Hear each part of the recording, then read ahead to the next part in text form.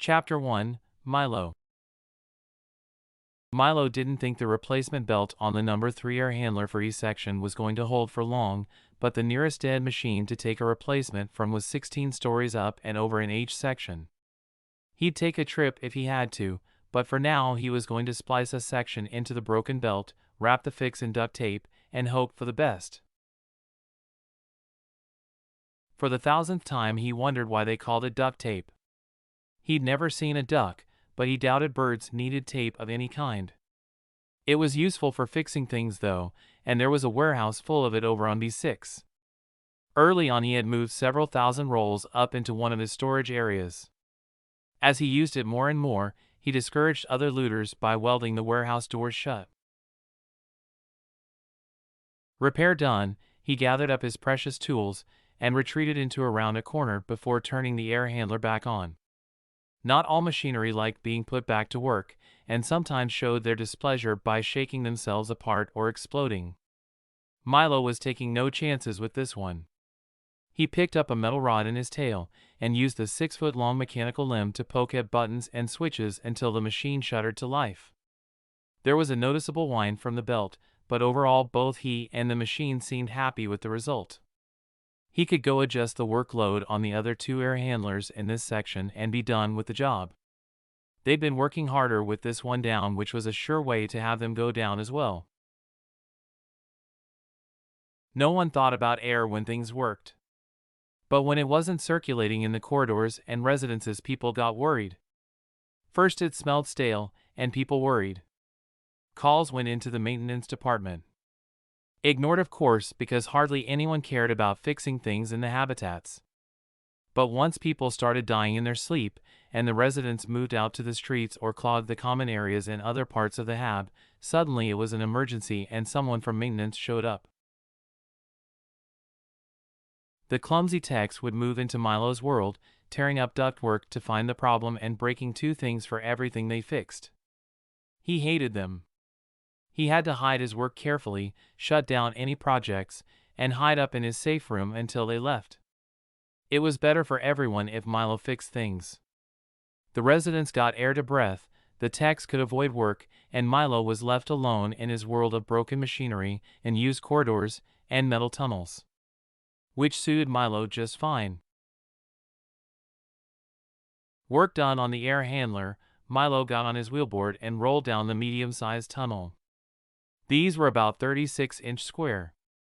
Easy for Milo to zoom along as his hands pushed off the walls and he rolled along on the silent, frictionless wheels attached to 2-foot square piece of plastic. He'd found the wheels holding up a diagnostic unit for hover cars in a factory down in the basement of G section. Milo was there to borrow some wrenches and calipers when he saw them. It had only taken an hour to lift the machine with a winch, take off the wheels and drop things back down. They were nice wheels and the diagnostic machine would just have to stay where it was. He was almost to the big drop. He held the board in both hands and coiled his tail at the base of his spine. His tail was a 6-foot-long by 2-inch section of flexible Waldo. It attached to a 12-inch girdle that circled his waist and plugged into his lowest socket at the base of his spine. Nature hadn't given Milo the best limbs, but he was slowly making new ones. He hit the big drop, shooting into open space. The habitat had 25 big drops. One roughly in the center of each section. Each was a vertical access corridor nearly 20 feet on a side for moving big machinery up to the higher levels. As Milo started to drop, his tail uncoiled and reached for the metal hook hanging on a winch cable. Cable and tail together turned into a large pendulum that swung Milo across the second half of drop and he shot feet first into another medium tunnel. 100 feet along the medium corridor he took a smaller tunnel heading off at a 90-degree angle.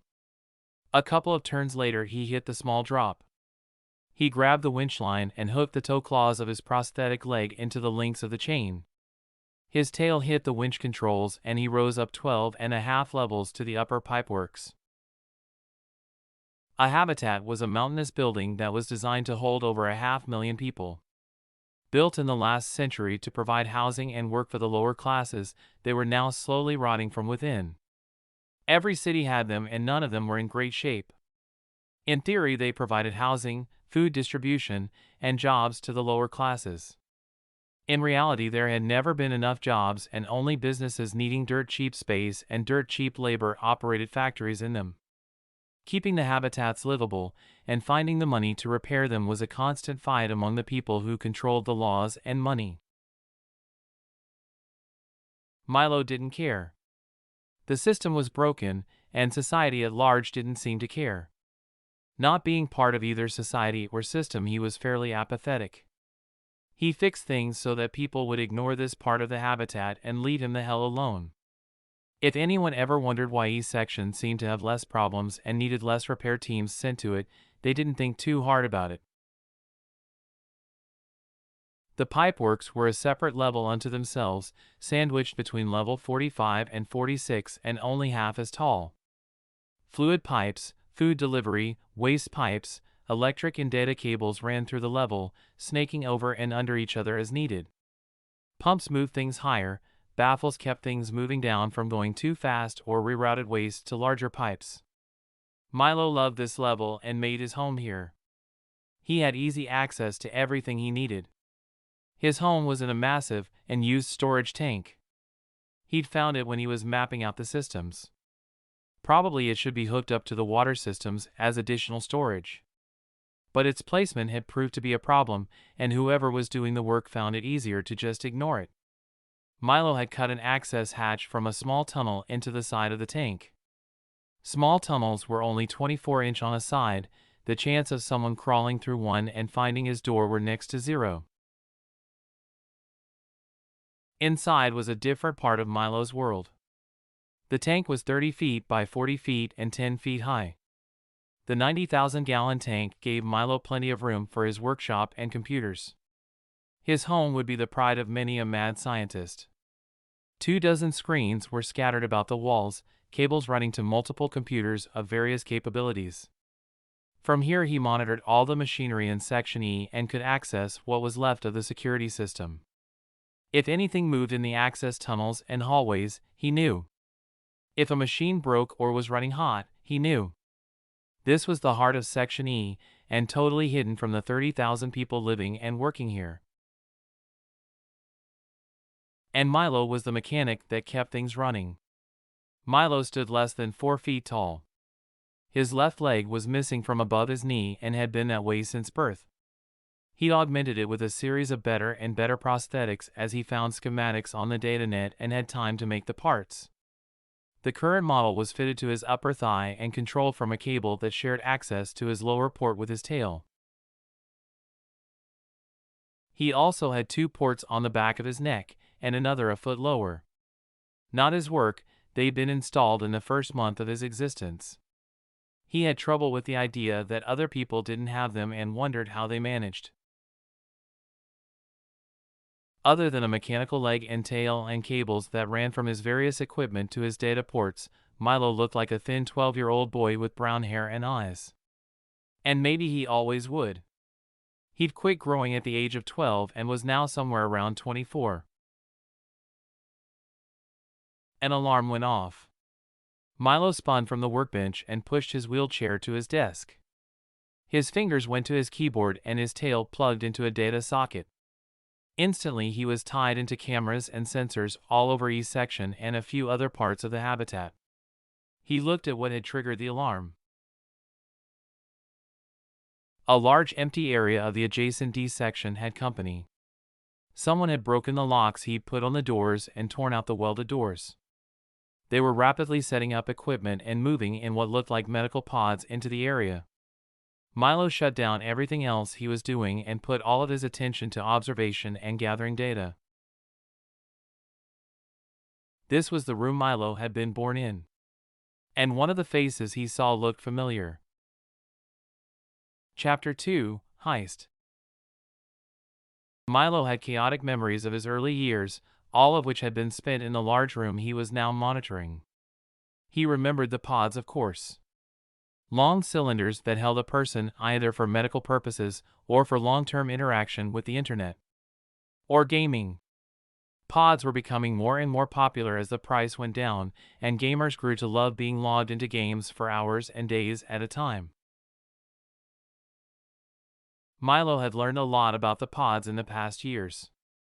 He and his siblings had been hooked up to Mark II medical pods. What was being moved into the empty warehouse was a mix of Mark III and IV pods. But one was much larger and more intricate. A quick trip to the datanet gave him the specs on the new Mark VII medical gaming pod. Interesting, why just one of them? All they could steal or buy?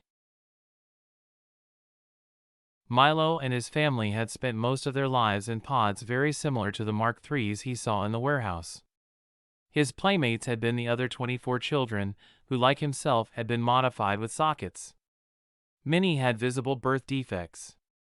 His parents had been an assortment of technicians and doctors who didn't think of the children as people. They were just part of the machines. They were only unhooked from the computers and their pods for 2 hours a day when they did exercises for muscle tone. The computers they were hooked into were their schools. Their classes were in security systems, running manufacturing remotely with Waldos, moving funds and accounts, and most of all in not leaving a trace when moving about the internet. This became much easier as the wildfire virus decimated much of the internet. It trashed security systems, pushed data to the public domain, and erased knowledge. Milo and the others were like scavengers feeding on the leftovers of a predator. By 8 years old, Milo and his siblings were raiding corporate databases and stealing millions each day. But their parents were getting sloppy. The original group was rich now and hired help oversaw the dingy warehouse with 24 children who rarely left their pods and never talked. Or rather, never talked out loud. They communicated constantly with each through the machines, played games, and shared everything they knew. By the time Milo was 9, there were only 2 guards in the warehouse for most of the nights. The children lay in their pods doing their assignments. But they were getting bored. They started exploring the systems directly around them. They easily bypassed any of the security that would let their overseers know what they were doing. Milo had discovered the security systems for the rest of the building their home was in. He and some of the others wondered about trying to escape the warehouse, but they didn't know where to go. Still, just thinking about it was fun. Milo started sneaking out of his pod along with Nemez and Ordo, the other 2 children in his row. The guards were always watching videos and paid no attention to them. They found an access hatch that led to the ventilation and maintenance systems and began exploring the areas around them. It was tough, as they all had physical problems. Nemez only had one hand, and Ordo had bad eyes. Still, they managed. They were finishing their work in a fraction of the time and hiding the fact. Plans were made to escape. Milo still wondered if they could have gotten away with it, but they never got the chance. Something happened. Something changed. A dozen people rushed into the old factory one night, surprising the 2 guards on duty. Pods were locked down and sedatives administered to the occupants. The pods were unhooked from other machines and carried one by one out the doors to waiting transportation. Within a half hour, 24 children in pods and 1 empty pod were gone. Only Milo remained. Milo had been exploring that night. He wasn't there, and when he returned it was to a room full of half-destroyed machines and nothing else. Hard drives were ripped from the computers. No paperwork remained. Whoever had taken the children had left no clues to incriminate them. Milo never found out where his family was taken. He was still looking for them 2 decades later. But now someone was back who he recognized. Facial recognition told him who it was, Andrew Kominski. He'd been a technician during the day shift. Milo would have to research the man and learn why he was here. The shiny Mark VII pod on his monitors kept drawing Milo's attention. It would solve a lot of his problems. He made plans and watched. 2 weeks later, Milo knew why Kominski and the others were here. Kominsky had some scheme involving a new VR world. The Mark 7 would give him access. The occupants of the dozens of Mark 3s would enter the game, but bypass some sort of security measures. The Mark 7 pod was set up and connected with the data net. All the Mark 3 pods were in a separate room and slaved to the Mark 7. Milo couldn't care less why this was being done. He only wanted two things from Kominsky: information on what had happened to the rest of his family and his Mark 7 pod. Once all their information systems were hooked to the data net, it was easy for Milo to break into their machines and get all of their data. They were using communication systems he repaired and controlled. He barely had to do anything. The information was disappointing though. This was just a way to scam a game and nothing to do with his family. But he was able to get one lead. Kominsky had been working for almost his entire life for Tricorp Biotech. That gave him a place to start looking. Having learned all he could from watching, Milo decided to pay the old warehouse a visit and go pod shopping. The first indication that something was wrong was when the two men fell to their knees and the room started spinning. The gas Milo had introduced to the ventilation system worked quickly. They were out cold for hours. The video feeds would show nothing except the two of them sitting at their desks watching pornography. Milo got to work. Milo had cleaned up this area long ago. For the first 2 years he had lived in the ductwork near the room and slowly explored the habitat. He tapped pipes for water and the food delivery system for sustenance. When he had started his first workshop and needed materials, he begun to raid what was left of his home. He had an idea that maybe he'd find clues to the others somewhere in the defunct machinery and broken computers. He hadn't, but what he had done was create a system for lifting loads of machinery from the room and up to a large horizontal shaft that ran 100 yards to a big drop. Two ceiling panels moved aside and Milo lowered himself into the room with a winch. He carefully unhooked the Mark 7 and two Mark 3 pods. Cargo nets enveloped each one and the winch took each them slowly up to the horizontal shaft. The final load was a pallet of nutrient sacks and medical supplies used in the pods to keep their users alive. Getting the pods up to the horizontal shaft was the first step. Milo had to cover his track ceiling panels were replaced. The winch was retracted. He'd come back and take it out entirely as soon as he could to leave as few clues as possible. The metal sheet he'd removed from the side of the horizontal shaft was replaced. Then came the long, slow process of moving the pods and supplies up top. Each big drop had a winch and pulley assembly for exactly what Milo needed now, moving heavy loads up many stories to the top of the habitat. Even if someone figured out how he had stolen the pods, finding out which level they had gone to would be difficult. An hour after he had finished covering his tracks, Milo was standing on the Mark 7 pod as it moved up to level 48 where he would store it. Below him was a drop of many stories, but he trusted his systems. A motorized pallet jack moved each load deeper into the habitat to where he could take them down to the pipeworks. It took the rest of the night, but eventually Milo had all 3 pods and the supplies hidden in the pipeworks. Tomorrow he would begin the task of moving the Mark 7 into his home. The Mark 3s were just extra salvage. He wasn't sure what he'd do with them, but it never hurt to have more parts. Back in his home, Milo went ahead and added his modifications to the security tapes. He'd spent hours doctoring a sequence where the 2 guards slumped over unconscious, and then the doors opened and masked thieves entered the room. In this tape the pods were loaded up and taken out of the room. Other security cameras would show the thieves moving the pods to a nearby storage room. No one had used that room for years, leaving a convenient and confusing dead end. Heist done, Milo relaxed a bit. He checked all of the systems that he monitored and made a list of repairs to do the next day. His stomach growled, it had been a long day. He sent a command to the food processor and a moment later a large container of food appeared in a pneumatic tube. He opened the container, seeing the tasteless cubes of yellow food that everyone in the hab ate unless you spent real money.